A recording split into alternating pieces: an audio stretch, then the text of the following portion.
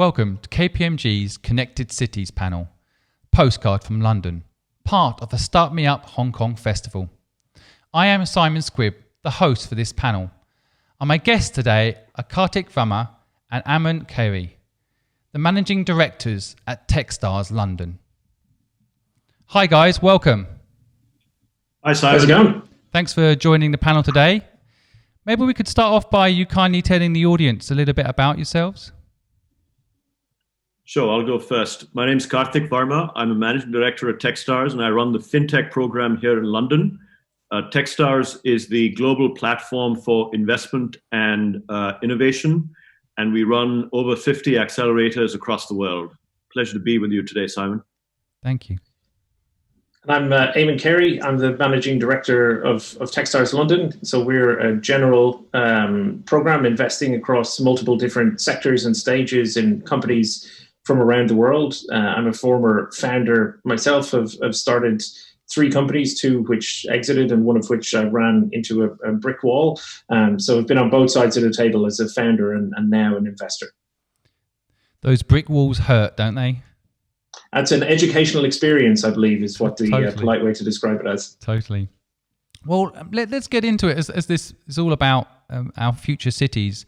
I wondered what you guys think city living and urban life is going to look like post-COVID, and which changes will endure and in what way, in your view?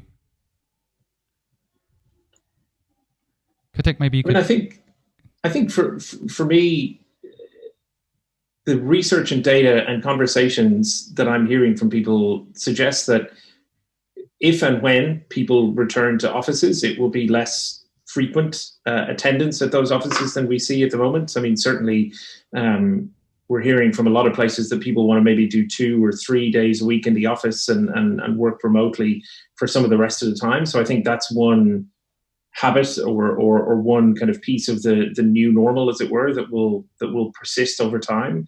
I think that will force changes in urban transportation. I think it will force changes in the services and amenities that people need access to in the suburbs or in more residential areas rather than in more urban or office-based parts of the city. You know, I think the way that people are educated is going to change. We're seeing huge amounts of investment going into ed tech companies and new businesses in that area. So I think that will, create its own changes. But certainly to me, the biggest outcome of all of this is going to be people's and companies' comfort with their staff working from home. And I think that is not going to change. That's something that has been created now that is not going to go away. I'll add to what Eamon said. Evolving creatures affected by things like changes in demographics or economic cycles like recessions and high growth periods, or externalities like what we're going through right now with the pandemic. As a result, in the current environment, everyone, whether it's your personal life or your professional or commercial life, your relationship to space has changed. So Eamon was talking about how a lot of people are thinking to move away from city centers into suburbia. Well, if that happens, then it's likely that all the accompanying services like dry cleaners or plumbers or electricians, the density of all these services that we take for granted in urban centers and the high street will also have to be replicated wherever there's a demographic shift happening. Eamon was also talking about what is likely to happen if and when people return to work post the pandemic. If that relationship with your employer has changed somewhat semi-permanently, then the amount of space that you need to work in the office, the personal space that you have, how office spaces are organized, do you have your personal cubicle or is it group space? Co-working was already in fashion over the last 7 or 8 years, popularized by some very large companies like WeWork and other peers. So all that will obviously influence how cities and urban centers take shape. Eamon also talked about transportation points and nodes being changed. What the pandemic has shown is that the air quality has improved quite a lot as the amount of traffic and public transport has been running at minimal levels. So do you actually need cars inside the congestion zone, paying that kind of a daily access fee? Or will you have a lot more cycling lanes? Will urban living become a lot more amenable for younger people who will continue to stay over here? What about older people, retired pensioners? Will they also like to move into suburbia if they haven't already during their twilight of their lives? So there's a lot of changes that probably will happen. It's very hard to say what will endure and what won't endure. But suffice to say, there are some trends that have taken root right now that might be somewhat unshakable as time goes along. Even in London, we can see now the Mayor of London is doing a big push for cycling lanes and closing roads to traffic. So, I mean, that could actually be a good thing for cities, right? Absolutely. And that's not something that is just pandemic related. That had already started many years ago. Different European cities, capitals like Amsterdam and Copenhagen are very famous for being very cycle friendly and eco-friendly as far as pedestrians are concerned. That may just get accelerated in other cities of the world because they've experienced firsthand the quality of life if you're a pedestrian walking in the street, or if you're a young family walking your child in a pram, and the improvement that it can actually add to your access to different facilities and the quality of air and your ability to make use of public spaces. So hopefully that's a good sign. Are there any startups out there? I know you guys see so many startups. Are there any startups you're seeing that are actually starting to plug the gap with things that you're mentioning around the future of these cities? I mean, we're certainly starting to see there's been a huge upswing in the number of companies that are reimagining different experiences for people, right? So we've seen a huge amount in the future of productivity. There's an awful lot of companies coming out around the future of work.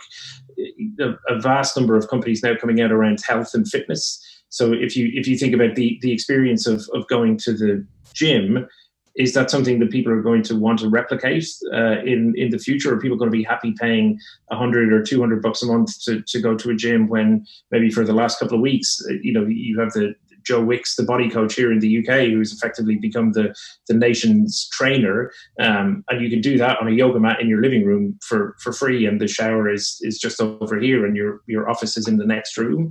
So we've seen lots of companies trying to reimagine a lot of these spaces and seen substantial traction. Likewise, anyone who's doing any sort of direct-to-consumer deliveries, whether it be in food or in CPG products in general, certainly in my portfolio has seen a substantial upswing in the amount of interest that they're seeing. We have a company called Pesky Fish that's doing home delivery of fresh fish that were previously supplying restaurants and wholesalers. Here in the UK, restaurants have been closed for the last 3 months, and they're now routinely selling out of stock, just selling direct to consumers within 15 minutes every morning. So there have been some companies that have really been able to take advantage of this new normal and who are well positioned to deal with it as we go forward. And I think there are others who are starting to imagine what the future of office buildings might look like, who are starting to imagine what the future of the high street might look like as well. Have you got I'll add to that. Yeah, please. Yeah, I'll add to that. There's a company that actually Eamon invested in. It's a marketplace for parents to find child support and childcare services. So as families are spending more time in their homes, and if you're a double income family and both partners or spouses are working, you need someone to take care of children. So that business is also something that has a lot of need. On the commercial side, there's a lot of businesses that we've invested in that are providing workflow automation or digitization services. Again, a trend that had long taken shape maybe a few years ago, but just being accelerated now. Everyone's working from home. If you're a back office for a large insurance company or a bank, you're not in the office processing physical pieces of paper, and you need to be able to do that digitally somehow. So we've got a few companies in our portfolio like DocSumo, Inspect Labs that's doing inspection services for rental assets. A lot of those businesses are either focusing a lot more on services in a post-COVID world, or are just adapting themselves with a few nuances here or there to what is now a changed environment. Eamon, you mentioned earlier about this whole concept of I guess people moving from cities out into urbanization or the suburbs, and do you think with that trend technology will follow them? In other words, services will follow them? And what do you think will be the future of high streets and retailers? We saw a very interesting example around the corner from where I live recently, and I live in Canterbury in North London. There's a coffee shop, or what was a coffee shop, around the corner from where I live, that has now effectively become a modular space, right? And I think that's going to be the future of the high street, is that what was a coffee shop or a mobile phone shop or a something else can actually be multiple different spaces throughout the day. There's a company here in the UK called Souk who are looking at exactly this, where in the morning from 7 until 9, it's a space that might be a yoga studio. And from 11 until 1, it might be a secondhand bookstore. And from 1 until 3, it might be a sandwich shop. And from 5 until 7, it might be a wine bar, right? And I think there are ways to create these modular spaces that, A, through digital technology and booking, and B, through necessity, will start to become, very, very interesting. And there is this acceleration of all sorts of different types of self-employment from people who've been furloughed from jobs, or who've been laid off, or who are looking at different opportunities.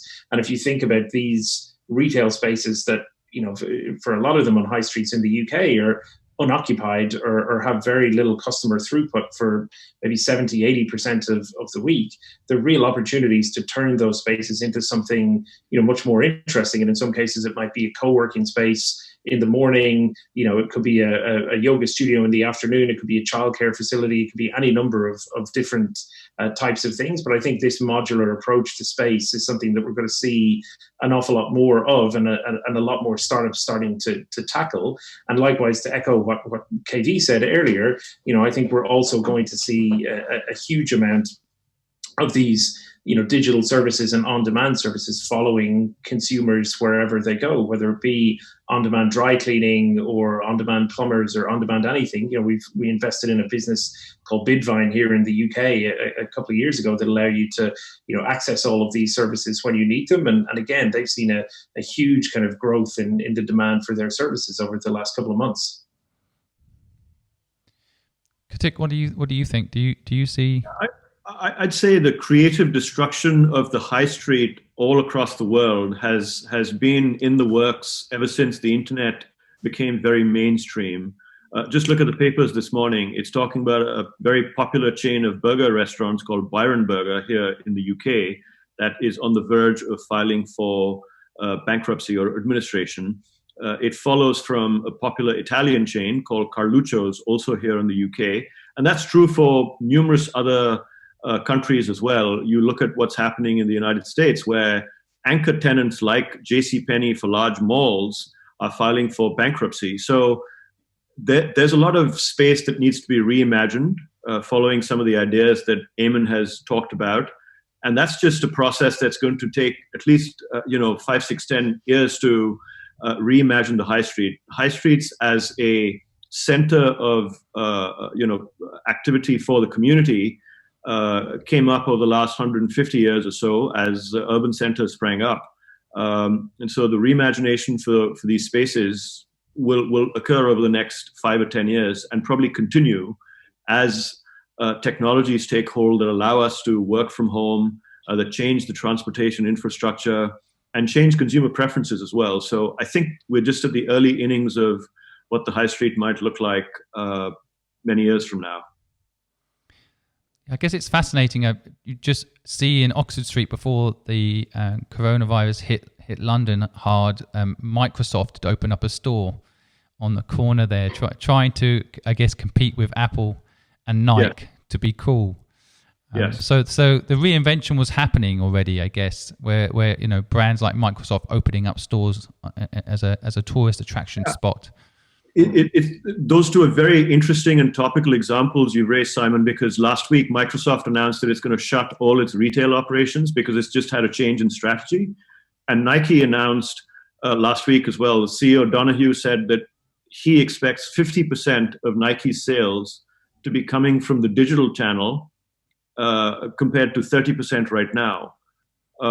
When you've got one of the largest and most popular consumer brands in the world that's going on record saying half of their sales are going to come from a digital channel, the high street's not going to be the same as it was. I guess Apple has done a good job in somehow combining the two.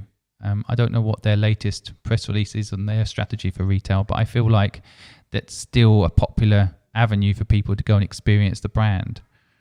And I think that's the key word is experience, right? I think, a big part of the future of the high street is going to be these experiences that individual brands may want to have. I mean, we saw the phenomenon of the pop-up store over the last couple of years, and certainly if you walk around Soho in New York, every second store is some new startup hosting a kind of 2-week residency and selling their sneakers or selling their direct-to-consumer product in there. And I think that's going to become a very big component of allowing people to have the experience of getting hands-on with an Apple Watch or a Mac, or in the case of the Microsoft stores, the ability to go in and play the Xbox in an environment that was much nicer than doing it in any other.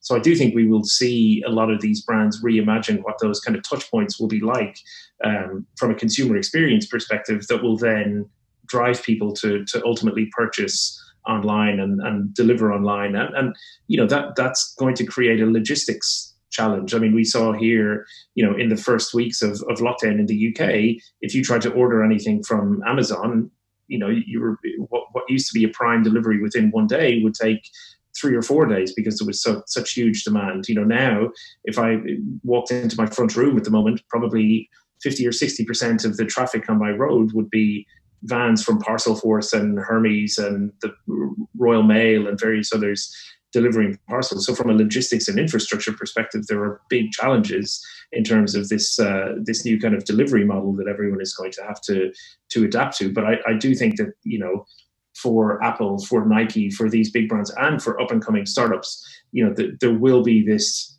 experiential role that pop-up stores and small stores and residencies on high streets will allow them to tap into, and they'll use it.